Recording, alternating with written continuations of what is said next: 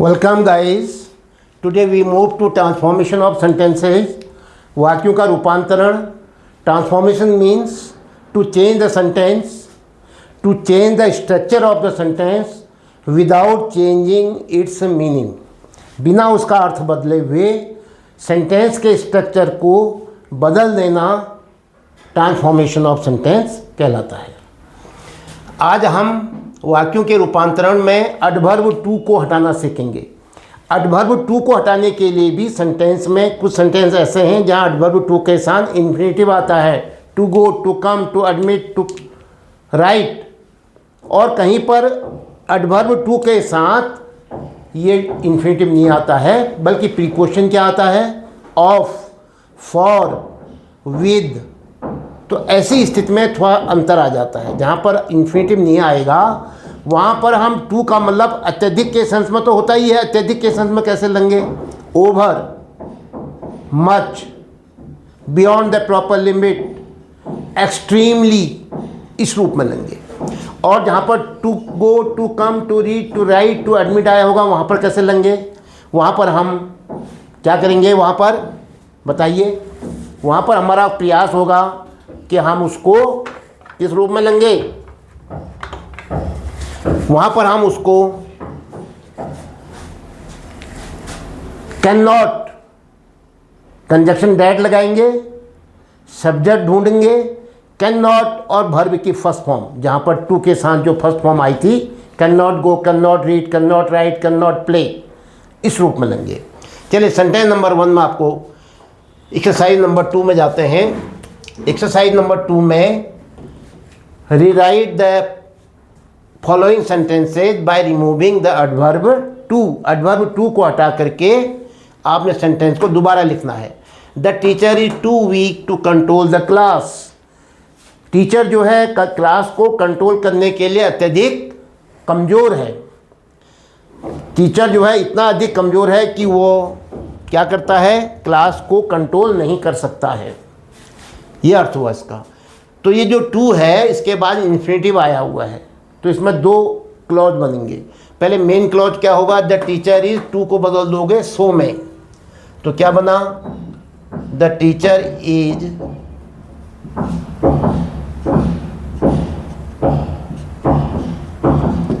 सो, too को बदल दिया मैंने सो में। The teacher is so weak, the teacher is so weak. अब दूसरे क्लॉज के लिए कंजक्शन क्या लाओगे? That,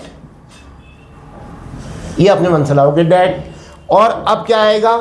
to control the class, that कौन कंट्रोल नहीं कर पा रहा है? टीचर। तो टीचर के लिए लाओ, हमें सब्जेक्ट चाहिए, उसके लिए प्रोनाउन ले लो, ही, कैन नॉट या सी ले लो। चलो टीचर के लिए आप क्या ले सकते हो? सी भी ले सकते हो। That she can not control the class, that she cannot control the class. Number 2, it is never too late to mend. कभी भी ज़्यादा देर नहीं होती है सुधार करने के लिए, अपने में सुधार लाने के लिए देरी कभी नहीं होती है, कभी भी शुरुआत की जा सकती है। तो क्या होगा? इट इज़ नेवर, यहाँ पर इन्फिनेटिव है तो सो में बदलोगे, ये टू को बदल दोगे सो में। It is never so late, it is never so late to mend, सुधार लाने के लिए क्या होगा? वी या इट ले लो। टू मेंड का क्या होगा? मेंड तो फर्स्ट फॉर्म है। अब सब्जेक्ट लाना है, it is never so late that, अपने को ही ले लो, वी कैन नॉट मेंड, कि हम अपने में सुधार नहीं ला सकते। कभी भी देर नहीं होती है अपने में सुधार, कभी भी इतनी देर नहीं होती है कि हम अपने में सुधार न ला सकें। It is never so late that we can not mend. या वन ले लो, कोई भी, वी की जो में क्या ले सकते हो? वन कैन नॉट मेंड, कि कोई भी व्यक्ति दुनिया में सुधार लाने के लिए कभी कोई उम्र नहीं होती, कोई देर नहीं होती। नेक्स्ट, कभी भी शुरुआत की जा सकती है। Third, my brother is too fond of milk. अब बदल गया सेंटेंस, टू तो आया यहाँ पर, ये टू के बाद इन्फिनेटिव नहीं आया, to go, to come, to mend कुछ नहीं है। तो हम क्या करेंगे यहाँ पर, ये टू को ही बदलेंगे, बाकी वैसा ही रहेगा।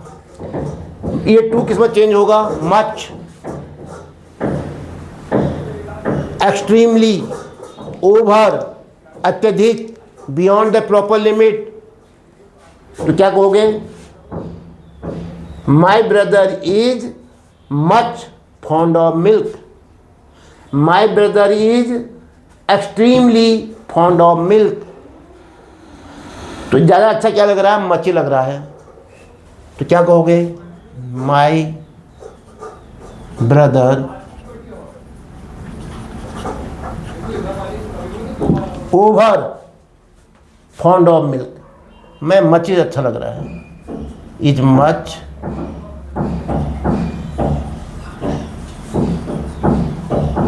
Fond of milk. Next, the teacher spoke too slowly for us to hear. यहाँ पर भी देखो टू हियर तो आ ही गया, ठीक है। फॉर अस का मतलब वी, सब्जेक्ट जो बनेगा, हमारे लिए कहा तो हम इसको सब्जेक्ट बना देंगे वी। एस का मतलब नॉमिनेटिव केस में वी होता है, हम। द टीचर स्पोक, टू को बदल दो सो में, सो स्लोली।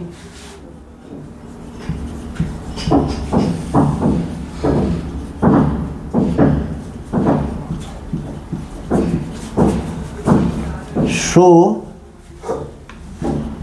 स्लोली। दूसरा क्लॉज में क्या आएगा, डैट।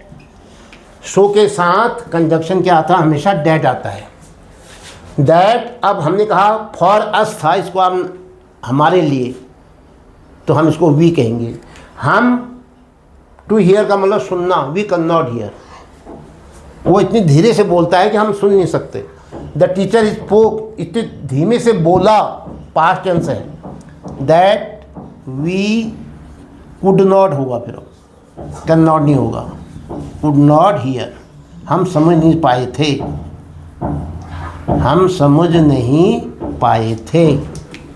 नेक्स्ट, फिफ्थ, क्या दिया है, the traveller was too tired to travel, infinitive आया हुआ है, तो इसका मतलब हुआ the traveller was so tired to travel, मतलब आगे यात्रा करने के लिए, कि वो यात्री जो ट्रैवलर था, ही वॉज आया है तो कुड नॉट ट्रैवल, वो यात्रा आगे को नहीं बढ़ा सका। The traveller was so tired, ये टू को बदल दो, टू को तो हटाना ही है। The traveller was so tired, the traveller was so tired, कितना अधिक थका हुआ था। दैट ही आएगा ट्रैवलर के लिए, डैट तो आएगा ही, शो के साथ डैट आता है। दैट कि वो यात्री, दैट ही कुड नॉट होगा, यहाँ वॉज आया है, पास्ट टेंस है, तो यहाँ कैन नहीं आ सकता है। कुड नॉट ट्रैवल, कि वह यात्रा नहीं कर पाया, कुड नॉट ट्रैवल। नंबर 6, क्या दिया है, the monitor talks too quickly, बहुत तेज बोल जाता है मॉनिटर। फॉर द बॉयज़, लड़कों के लिए, फॉर द बॉयज़। अब ये फॉर द बॉयज़ ध्यान रखो, द बॉयज़ आ जाएगा वो आगे सब्जेक्ट दूसरे क्लॉज का। फॉर द बॉयज़, लड़कों के लिए मॉनिटर इतनी तेज़ी से बोल जाता है, टू फॉलो, उसका अनुसरण करना कठिन हो जाता है। तो क्या कहोगे, द मॉनिटर स्पोक, नहीं टॉक्स सो क्विकली, टू को तो हटाना ही है आपने, अडबरू टू को हटाओ कह रहा है, तो क्या कहोगे, द मॉनिटर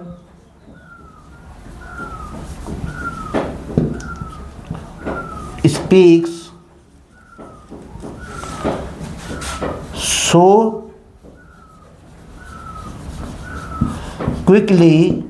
और अब दूसरा क्लॉज के लिए कंजक्शन क्या लगेगा, डैट। फॉर द बॉयज़ है तो हम क्या लेंगे, that the boys, that the boys. क्या है, टॉक्स है तो इसलिए इज आएगा या कैन आएगा। That the boys can not follow, to follow का क्या करोगे, टू को हटा दोगे, फॉलो पहली फॉर्म है वर्ब की, तो कैन नॉट फॉलो हो जाएगा।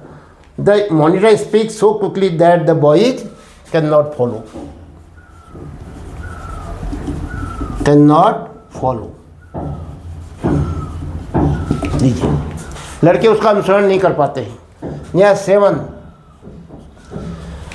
My friend was too careful to make a mistake. ये टू मेक इन्फिनेटिव आया है टू के साथ, इस टू को हटाना है आपने।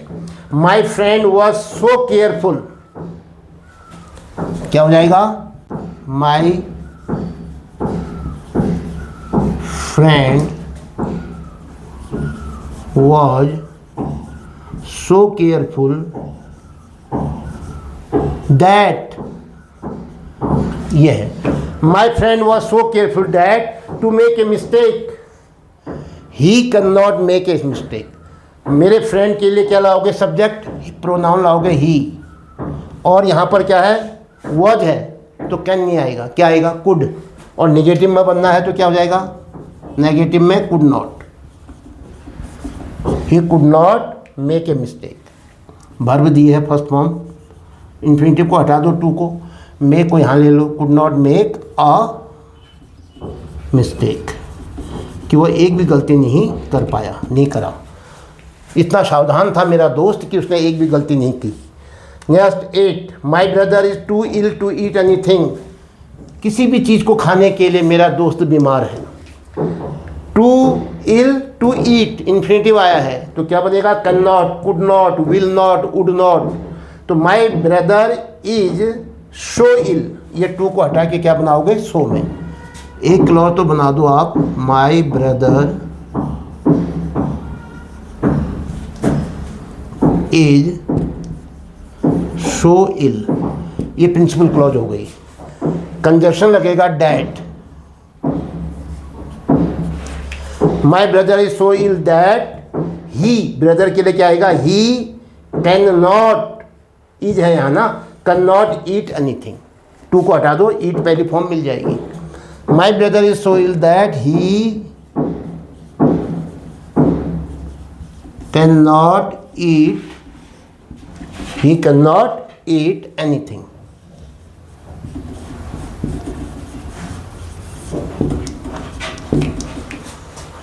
कि वो कुछ भी नहीं खा सकता।